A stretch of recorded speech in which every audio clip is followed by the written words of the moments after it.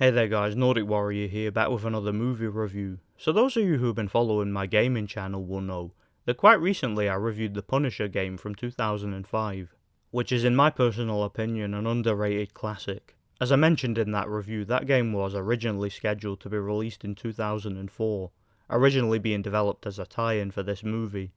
However, the game's release was delayed till the following year. Nonetheless, the game contained a trailer for this movie, as a bonus feature. And of course today we're going to be talking about the movie, The Punisher, released in 2004, starring Thomas Jane. So back in the early 2000s, comic book movies were starting to become very popular. You had movies like Blade, X-Men, Daredevil, Elektra, and several others. However, without a shadow of a doubt, the series that had the most popularity of them all was Spider-Man. The Spider-Man movies from that time, the Sam Raimi trilogy, are actually some of my personal favourite movies of all time, and as I mentioned before, they were very popular and successful at the time of their release. It's no surprise that with the success of those movies, Hollywood would try to capitalise on it as much as possible, by making as many spin-offs as they could, and adapting more popular comic characters onto the big screen. One movie they made around about that time, that barely ever gets talked about these days, is The Punisher.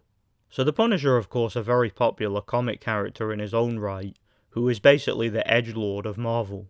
He's a character who is part of the Spider-Man universe, actually making his first appearance in a Spider-Man comic. And fans liked the character so much that they ended up giving him his own comic series. Like all the edgy, vengeful characters, he has a tragic backstory. He was a humble Christian family man, who actually trained to become a priest in his youth. However, he was drafted into the Vietnam War, where he became a soldier. He left and managed to raise a family. When his family were murdered in a mob hit, he basically became dead inside, suffering from severe PTSD, and became vengeful, wiping out the mob responsible for the death of his family, and swearing to completely eradicate crime. Unlike Spider-Man, who's a pacifist, refusing to kill criminals, the Punisher has no tolerance for crime at all, and has no qualms about executing criminals if he needs to. He's also known for brutally interrogating enemies for information, and turning various mobs and criminal factions against each other. So he's basically every LARPing edgelord's wet dream, and I gotta be honest, I really like the character. With all this in mind, it's not hard to see why a live-action movie based on this character would be such a great idea. I mean, they could do so many interesting things with a Punisher movie. Unfortunately, after all these years, Hollywood still hasn't been able to adapt the character well. They made a movie back in the 80s starring Dolph Lundgren, which most people hated, and this movie from 2004 didn't do much better. The movie got absolutely shredded by critics on its release. Not only mainstream critics, but even fans of The Punisher hated this movie, and basically disowned it. As far as my own history with the movie goes, I saw the movie once many years ago, but I barely remembered it, and it honestly didn't leave much of an impression on me. Watching it again all these years later for the purpose of this review, it became clear to me why the movie didn't do so well. Let's talk about it. So I mentioned before that the movie stars Thomas Jane, who in my opinion actually really suited the role.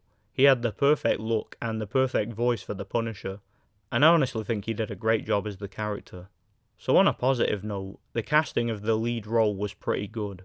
The story in the movie is similar to the comics, but also very different in a lot of ways.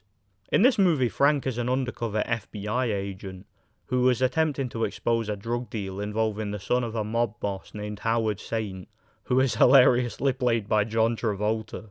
The deal goes wrong, and Saint's son basically gets killed in a shootout. This leads to Saint finding out about Frank and sending his mob after him, executing Frank and his family while they're on vacation. Frank of course survives, and naturally this leads to him seeking revenge on Saint, bringing down his whole criminal empire and taking him out. So it's a relatively simple story. From watching the movie again, I came to the conclusion that it was a relatively entertaining watch. I mean, the action scenes are good for the most part, there's plenty of stunt work, practical effects, and it looks authentic enough. And for your average generic action revenge thriller, I honestly had fun watching it. That's kind of the problem though. It feels like a B-movie. A generic action film, it doesn't feel like a Punisher film. There's nothing about the movie's plot, its set pieces or its dialogue that reminds me of the Punisher comics. There's no brutal interrogation scenes, there's no interesting internal monologues. The villains themselves are very boring and poorly written. John Travolta is awful as the main villain. I don't buy him as this ruthless mob boss or this complete sociopath, and he just chews scenery in every scene that he's in. I just don't buy his performance one bit. Also, the character is a complete idiot. Most of the bad things that happen to him and his criminal organization are self-inflicted, since it's pretty obvious that the Punisher is messing with him, and it goes completely over his head every time. Even the whole revenge plan from Frank seems nonsensical to me. I mean, he disappears for months, and is believed to be dead. Then he comes back and basically announces his return to the press, making it obvious to the mob that he's back, rather than operating from the shadows. And despite it being his goal to get revenge and punish the people responsible for the death of his family, he plays a surprisingly little role in the movie's overall narrative. It just seems weird to me. Also, the movie is very tame and quite tonally inconsistent. They introduce Frank's neighbours who help him out here and there, and these characters are basically there for comic relief, which in my opinion was totally unnecessary, since it makes the movie seem like a parody, and takes away from the overall revenge theme, making Frank's family almost seem like an afterthought. As far as the movie's overall action goes, the action scenes are actually pretty good. Like I said before, there's plenty of practical effects and plenty of practical stunt work. There's one excellent fight scene where Frank takes on the Russian, who was one of the main villains from the comics. That scene was epic. So I suppose if you're looking for a fun action flick, you'd probably enjoy this movie. It kind of reminds me of a Steven Seagal movie or something like that. Kind of a poorly written, tonally inconsistent mess, with some great action scenes that's actually quite fun to watch in spite of its flaws. But the problem is it's very slow paced, and it takes a long time to get going.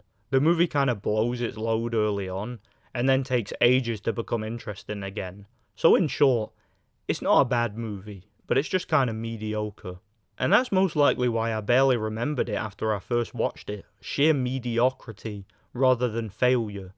I give it a disappointing yet earned 5 out of 10. It's a shame because this movie could have been so much better. For those of you who don't know, it's actually in the same universe as the Sam Raimi Spider-Man films. Frank even has a cameo appearance near the end of Spider-Man 2, which I didn't know about for years, which I found quite interesting. Also, another thing that I found quite interesting was that they actually did make a sequel to this movie in the form of a 10-minute short on YouTube, where they actually got Thomas Jane to reprise his role. He travels to the ghetto and takes on George Floyd. Give it a watch, it's quite interesting. So yeah, that's how I see it. Stay tuned for more movie reviews. I have a few of them in mind. Thanks for watching and God bless.